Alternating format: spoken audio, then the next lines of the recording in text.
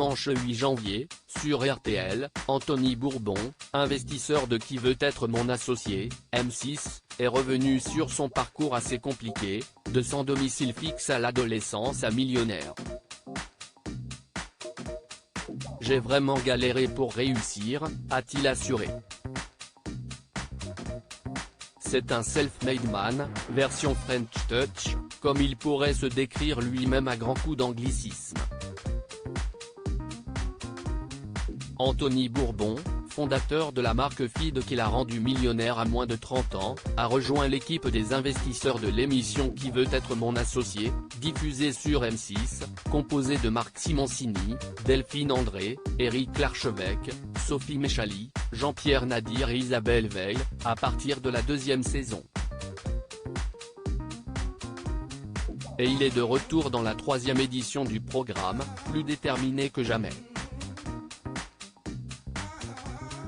L'année dernière, c'était l'échauffement pour moi, je prenais mes marques, mais cette année, je vais être pleine puissance, a-t-il assuré dans l'épisode diffusé mercredi 4 janvier.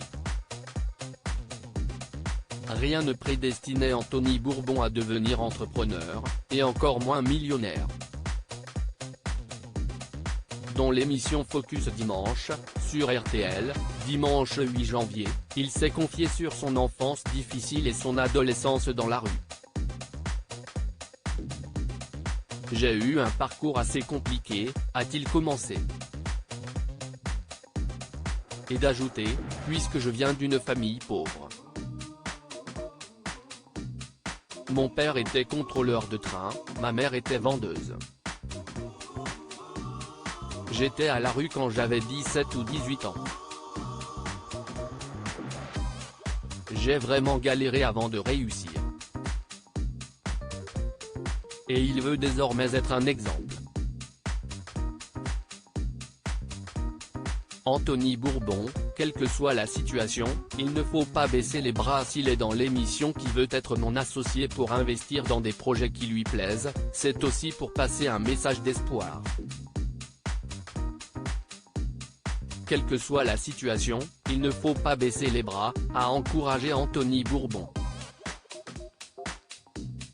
C'est parfois très difficile, si est parfois très injuste.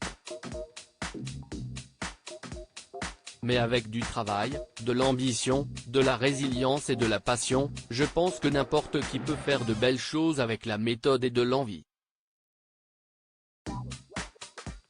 You can do it.